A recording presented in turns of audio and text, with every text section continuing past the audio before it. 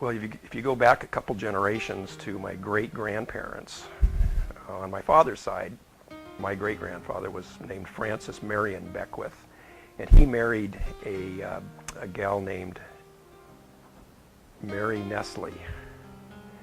Now, Nestle is kind of an interesting thing. She actually was related to the Nestle chocolate heritage out of Switzerland. That the spelling is a little different, but it was she has her roots back in that chocolatier heritage from Switzerland. The Francis Marion was an interesting character in that he was an only child whose father was missing and was kind of a missing link in our family heritage. So I'm going to give you a little background on who and how that happened, because his father actually was, we've discovered him through some records back in New York as being an axe murderer. And back in a little town called Austerlitz, New York, in the mid to late 1800s, and the dates are all written down in other places, but I guess that his name was Oscar Fitzgerald Beckwith,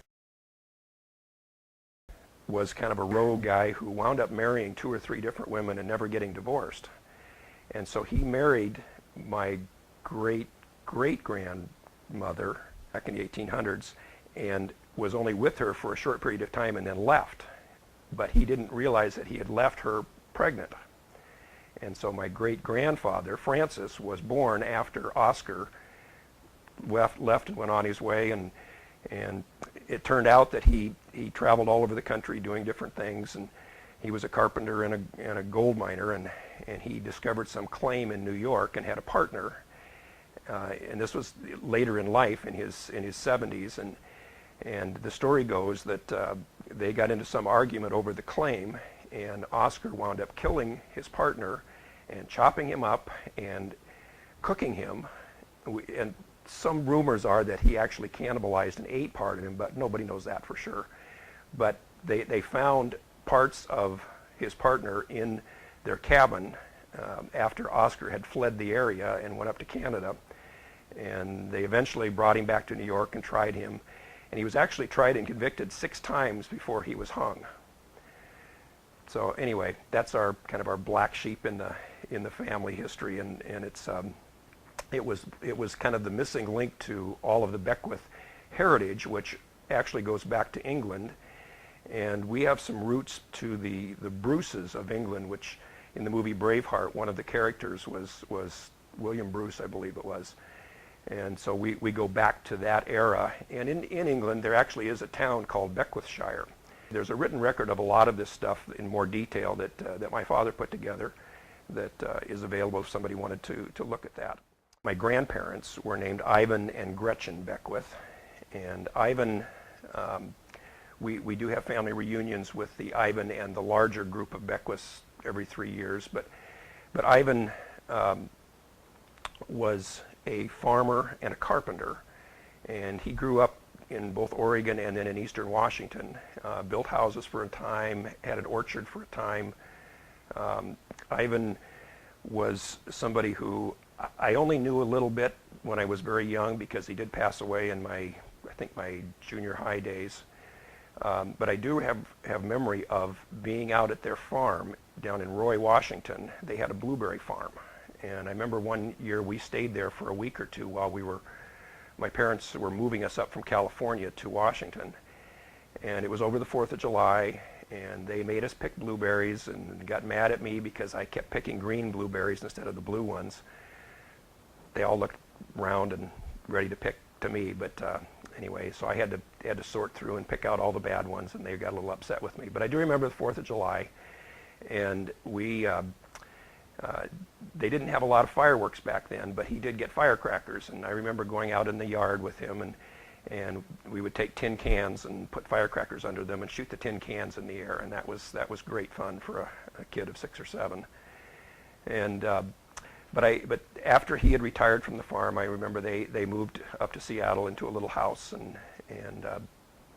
stayed there till he passed away. And then my grandmother she then moved to Kings Garden, where she lived out the rest of her days. I think she was in her mid to late 90s when she finally passed away. One other memory of my grandmother on the Beckwith side, Gretchen Beckwith, was that when she was at Kings Garden in the care facility, when we would go visit her, she began to have either dementia or Alzheimer's of different types, and so she didn't remember things very clearly. And at that time, I was in my 20s or 30s, I don't recall exactly, but when I would come to visit her, she would always call me Sonny. And I had this big beard at the time, and she thought I looked like, I think it was her brother or somebody that she called Sonny when she was growing up, or somebody that had a beard. And so when she saw me with the beard, she didn't know who I was actually, but she just referred to me as Sonny all the time. So we kind of played along.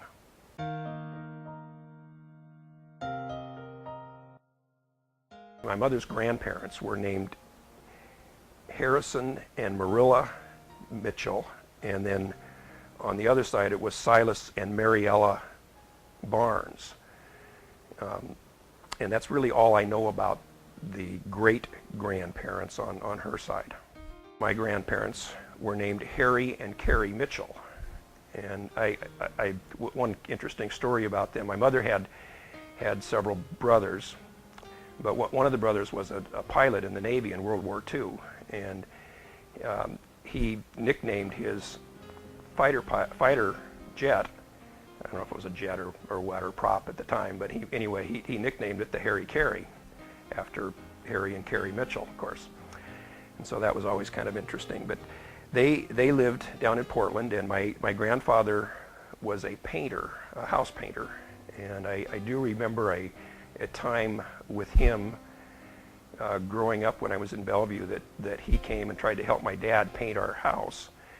And my dad was a little more progressive and up to date on things, and my dad wanted to use a paint roller to paint the walls, and my grandfather said, no, you can only paint with a brush to get a good coat on. And so they had this big argument about what was the better and proper way to paint. So Dad painted with the roller and Grandpa painted with the brush, and I guess they all got it done. I don't know, but anyway, it was one of those arguments between a father-in-law and a son-in-law that don't always go well.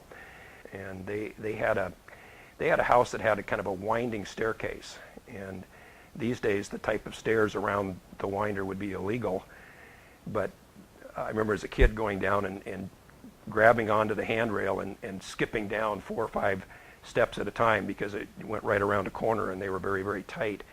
The other thing I remember about their house is the smell. I mean, it always had a funny smell, and I didn't think of it as being peculiar, other than that was just the smell of their house. Now I just think of it as kind of old people's house, which I'm sure my house will have someday too. But anyway, the other thing about my grandpa that I do remember, it's a story about him. He grew up in the Portland area, and when he was younger, he was a boxer.